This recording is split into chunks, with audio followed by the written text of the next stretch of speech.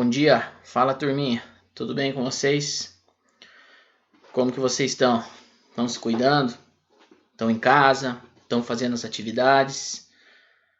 Então, espero que tudo esteja bem com vocês. Comigo está tudo ok, estou em casa, cumprindo essa quarentena. Tá difícil, mas é o que a gente tem para o momento. Então, espero que todos vocês estejam bem. E vamos dar continuidade aí pro nosso conteúdo, certo? Como vocês sabem, relembrando, a primeira atividade pouquíssimos alunos realizaram. A gente precisa que vocês façam, que vale nota. Então, toda aula vai ficar repetitivo, mas eu vou ter que estar relembrando vocês disso para que vocês assistam às aulas e façam as atividades, porque isso é importantíssimo para vocês, tá bom? Então, vamos dar continuidade ao nosso conteúdo. A aula passada a gente tinha relembrado a parte de classificação nos esportes, individuais, coletivos, as subdivisões, os grupos que se enquadram em vazão, rede, campo, taco, e também a gente relembrou os principais fundamentos do basquete. Hoje a gente vai avançar um pouquinho, continuamos ainda essa primeira parte no basquete, só que um basquete diferente, o basquete de rua, que também ele é conhecido como streetball. Ele teve origem, originou-se nos Estados Unidos, porém hoje ele é praticado em muitos locais no mundo, inclusive ele se tornou um esporte olímpico, né? Ocorreram algumas adaptações, eles fizeram esse jogo chamado o basquete 3 contra 3, que vem do streetball, e ele foi inserido às Olimpíadas, que iriam acontecer esse ano no Japão, porém já foram adiadas, né?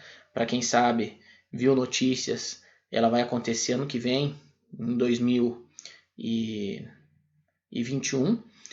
Então, o basquete de rua, ou o streetball, ele se originou nos Estados Unidos e ele está ligado aos movimentos urbanos que associam o estilo de vida de jovens, né? Que em geral eles jogam escutando música e tem toda uma expressão de identidade. Várias músicas compõem, além das escritas nas paredes, o grafite. Então são vários ritmos musicais que compõem esse conjunto que se chama o de streetball.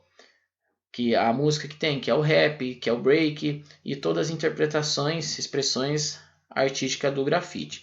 Então a característica principal desse jogo é que ele utiliza os mesmos fundamentos do basquete, porém ele tem muitas jogadas que são improvisadas e de efeitos, né? Como os dribles, as fintas, são vários lances que acabam chamando a atenção porque elas têm um grau de dificuldade muito elevado. Então acabam sendo muito interessantes essas jogadas e acaba atraindo muitas pessoas estarem apreciando e vendo esse tipo de esporte, esse tipo de jogo. Então, assim, para tornar as jogadas mais emocionantes e criativas, esse tipo de basquete, o streetball, ele sofreu algumas adaptações nas regras. Por exemplo, o fato de o movimento de conduzir, de andar com a bola, não serem consideradas infrações, diferente do basquete convencional tradicional que a gente conhece. Então, essas ações elas podem ser utilizadas para finalizar o arremesso. Então, a regra referente ao número de jogadores também é outra. São permitidas desde disputas individuais, 1 contra 1, até de grupos 5 contra 5.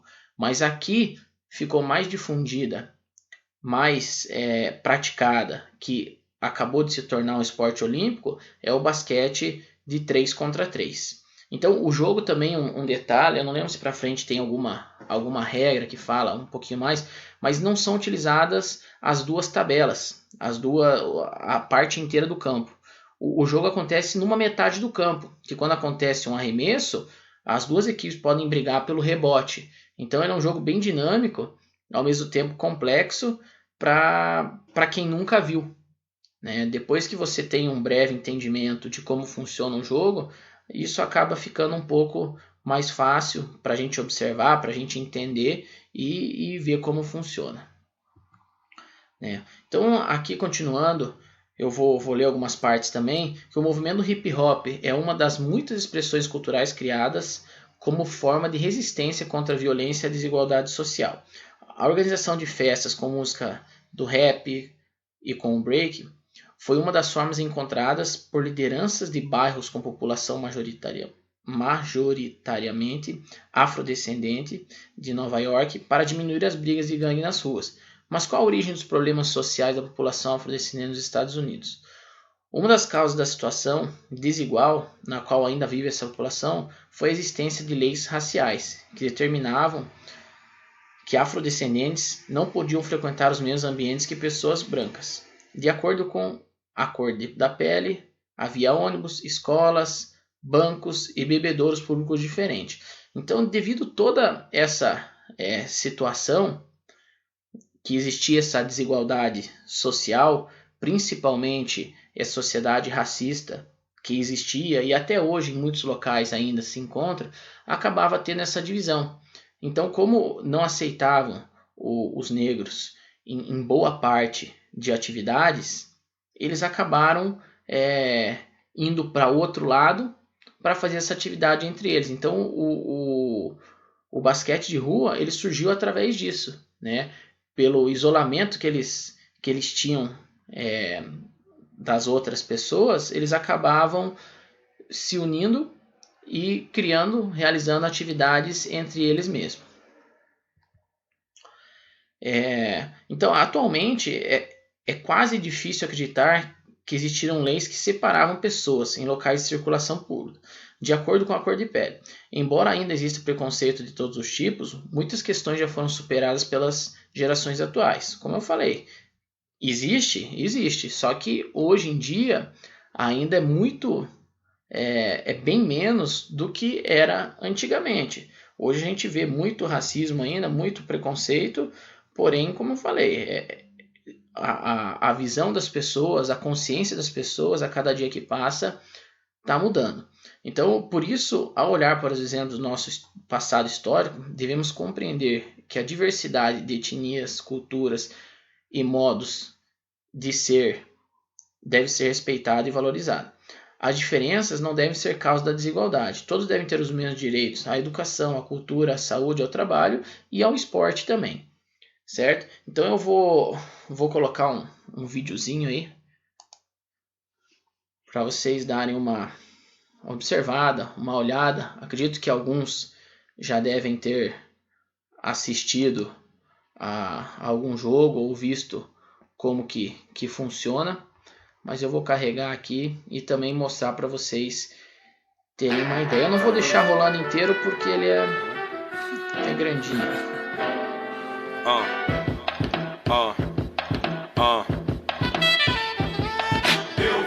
Veste meu uniforme, o jogador não dorme, campeão da rua. Eu vou invadir a sua quadra, desafiar seu time e a escolha é sua.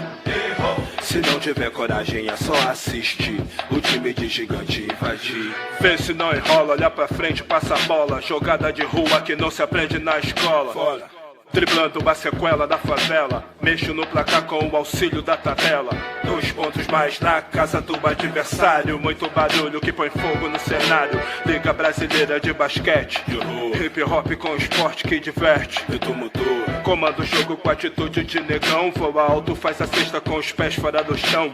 Dando uma enterrada na cara do pivô, que joga por dinheiro enquanto a gente joga por amor. Quem foi jogador não espera a sua vez, arma a jogada e mete uma cesta de 3. Se liga, se não tiver na liga, observa, torcendo por alguém ou no banco de reserva. Chegou o bonde do basquete que mistura com rap e mexe com a torcida. Chegou o bonde do basquete que mistura com rap e vai mudando o clima. Chegou o bonde do basquete que mistura com rap e mexe com a torcida. Chegou o bonde do basquete que mistura com rap e vai mudando o clima. Né não, desse jeito não. Não dá pra desistir e não subir no garrafão. Bate a bola no chão. Deixa o rival do lado do avesso, mostrando competência na hora do arremesso. Incendiário. Subo no rebote, mas não paro. Basqueteiro que é ligeiro, sente o jogo pelo faro. Hoje não é raro ver uma quadra de basquete não. Com rap, grafite e a bola na mão do moleque. É a Liga Brasileira de Basquete. Hip hop com esporte que diverte. Ritmo tua. Jogada certa pra seguir a opção que muda o destino com a bola na mão. Se sinta um campeão. Na hora da batalha, o time que chegar irá brigar pela medalha, que ajuda a curar da dor interna. Bate a bola por debaixo da perna, pensando sempre no ataque como se fosse um combate. No jogo de contato, só quem for louco sobe sem respeito na tabela e leva toco. Se acha pouco, a partida continua. Guerreiros e guerreiras do basquete de rua, levanta a mão pro alto, bate a bola no asfalto. Na sequência toma quadra de assalto, ganha no rebote quem tiver o melhor salto. A gente faz barulho quando tiver na de fora. Nas ruas do Brasil, streetball que sempre rola. A jogada é limpa, quem tá sujo sem bola não enrola, passa a bola. Liga, só se gana libra, se liga, liga, só se gana libra, se liga, liga, só se gana libra, se liga, liga, só se gana libra, se liga, liga, só se gana libra, se liga, liga, só se gana libra, se liga, liga, só se gana libra, se liga, liga, só se gana libra, se liga, liga, só se gana libra, se liga, liga, só se gana libra, se liga, liga.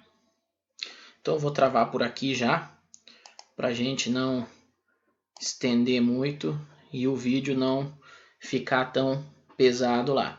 Então deu para vocês entenderem que é o streetball ou basquete de rua, como é conhecido, ele é bem aquilo que a gente comentou.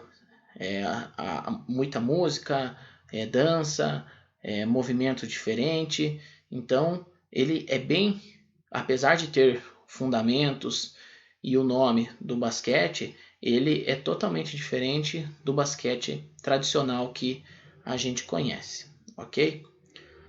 Então vamos avançar um pouquinho o conteúdo, certo? Vamos esquecer um pouquinho o basquete e vamos entrar no primeiro assunto sobre o corfebol, correto? Então o corfebol, ele é um jogo parecido com o basquete, porém a tabela é diferente, não existe o drible, homens e mulheres jogam junto, então ele tem uma série de regras diferentes do basquete. Ele lembra o basquete porque o ato do arremesso, do ponto, da cesta é o mesmo, mas ele é totalmente diferente a forma de jogar. Ele vai lembrar pela cesta só. Então, apesar de ele ser pouco conhecido no Brasil, o corfball ele é muito praticado na Europa, principalmente em países europeus. A modalidade tem uma federação internacional que foi fundada lá em 1933, que desde lá organiza as competições mundiais. Então, mesmo ele não sendo muito conhecido no Brasil, ele existe muitas competições mundiais. O criador desse esporte se chama Nico Broeksen. Na virada do século XX, mais precisamente em 1902, ele tinha uma preocupação, né, num esporte que tivesse características competitivas, mas ao mesmo tempo que deixasse um pouco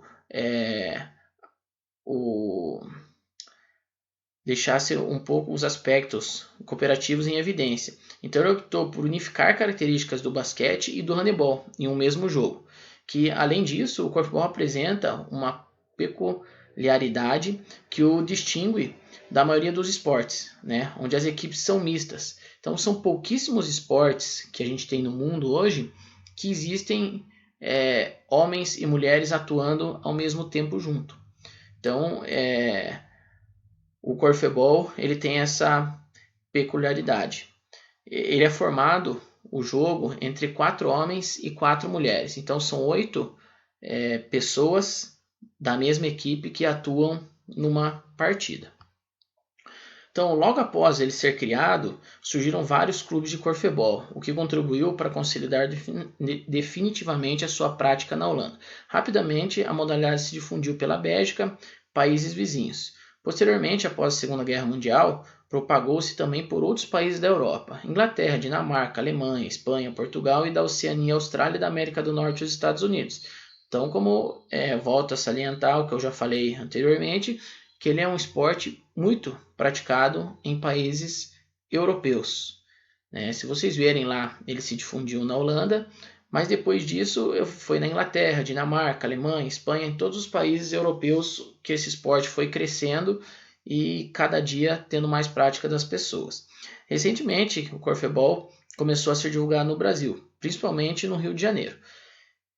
Inicialmente praticado em campo de grama ao ar livre. Hoje as competições oficiais são realizadas em quadras cobertas. Entretanto, como a prática de lazer, o esporte, tem sido adaptado para diferentes superfícies, como grama, areia e até mesmo na água.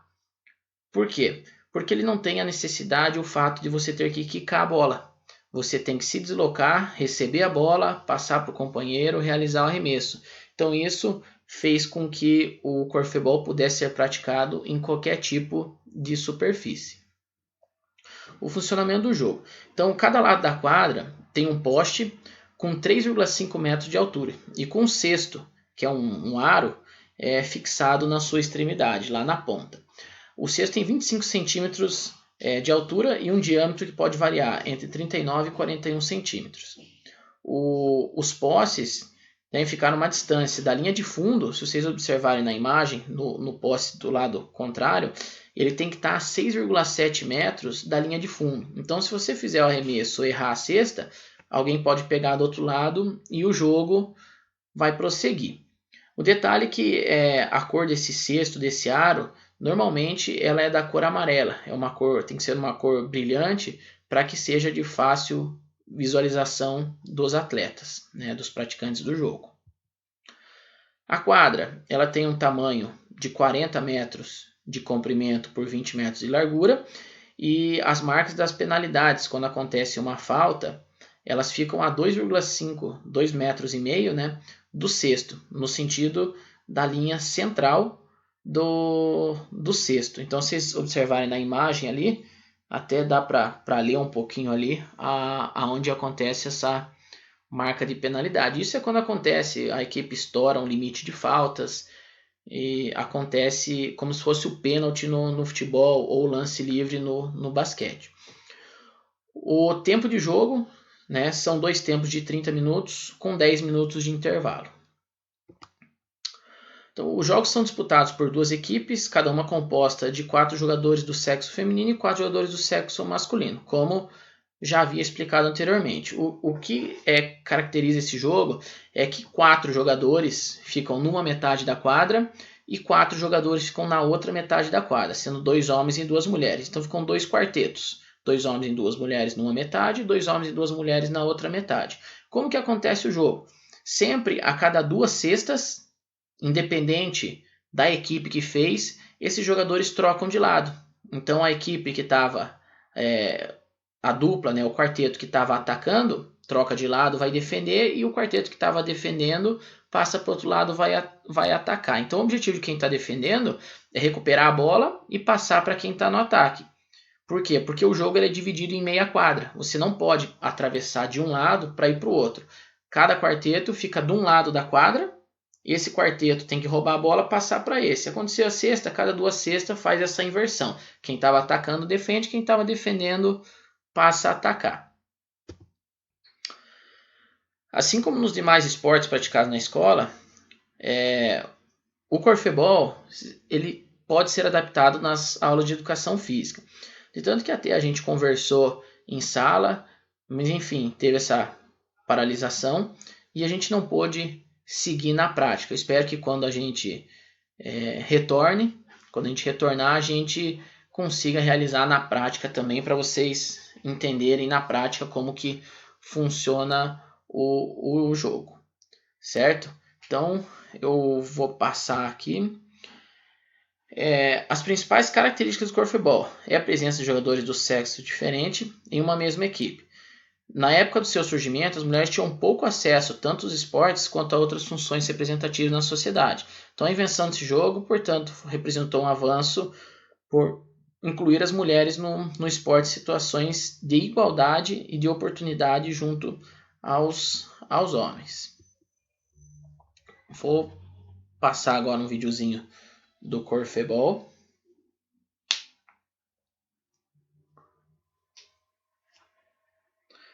eu vou deixar o volume bem baixo, porque aí eu consigo explicar para vocês algumas situações que acontecem no jogo. Então, estão vendo a equipe de vermelho está atacando de um lado e essa de branco com preto listrada está defendendo. Então, o objetivo da vermelha é fazer a cesta, certo? A partir de 2 cestas, eles acabam trocando. Ali aconteceu a falta, ele tem o lance livre. Cobrou, fez, passa para o outro lado a bola, a equipe vai atacar do outro lado. Então, enquanto uma equipe ataca de um lado, a outra defende. Na outra metade da quadra, a mesma coisa. Então, a cada 2 cestas, vocês viram, as equipes trocaram. Detalhe também que mulheres só podem marcar as mulheres, homens só podem marcar os homens. Então, o jogo segue. Aconteceu, fez a cesta, passou a bola. É que não tem continuidade do jogo ali para vocês entenderem. Ó, a defesa roubou a bola, ela passou para o ataque ali. Rápido e circulava muita bola entre os jogadores, sempre à procura do cesto. O CIF a aproximar-se do NCB aos 7-5. Na marcação do livre, Ricardo Guedes assiste para Isabela Almeida lançar com a pressão da defesa adversária para o 7º do CIF. No entanto, o NCB ia continuar na luta pela vantagem do marcador. Vocês podem ver que a todo momento a marcação que é realizada, ela acompanha os jogadores. Você não pode em nenhum momento tirar a bola do jogador. Você tem que marcar, tentar evitar o arremesso para roubar a bola. Você pode roubar na trajetória, porém, no momento que está com a posse da bola, não se pode. Eu lembro que nas aulas na sala teve aluno que me fez uma pergunta: ah, mas a equipe que estiver ganhando pode ficar o tempo todo então com a posse da bola. Não, se os árbitros perceberem que uma equipe está querendo ganhar tempo, está fazendo um antijogo, né, ela pode passar a bola para outra equipe, ela perde a posse. Um grande corte, desta vez é Maria Azevedo. No final da primeira parte, o CIF ia conseguir um cesto para 2 do NCB. Nesta jogada, Isabela Almeida assiste o lançamento na passada de Raul. Então vou passar aqui, já deu para vocês entenderem um pouquinho como que funciona o jogo. Vamos avançar lá. Então agora a gente vem para nossa atividade, né? Eu vou querer que vocês respondam essas 2 perguntas e como foi a primeira atividade, vocês vão realizar ela no Word e vão encaminhar para o e-mail que está na sequência aí de vocês, masestarão@gmail.com. Então, sobre o basquete de rua, eu quero que vocês descrevam as principais regras e onde ele surgiu. Então, as características que tem do basquete de rua e o que vocês tiverem entendido de regras. Vocês podem utilizar a apostila para auxiliar, podem utilizar o Google. Então, tudo aquilo que vocês acharem pertinente, interessante, vocês podem colocar na resposta de vocês. E sobre o Corfebol, eu quero que vocês expliquem como que vocês entenderam que é o funcionamento do jogo. Então, em 10 linhas, eu quero que vocês me expliquem como que ele é jogado, quantas pessoas, quem pode jogar, no campo, qual o tamanho. Então, um resumo daquilo que vocês entenderam, aquilo que vocês têm de conteúdo. Só vão fazer um texto explicando como que é o funcionamento desse jogo. Ok? Então, fica essas 2 atividades para vocês fazerem.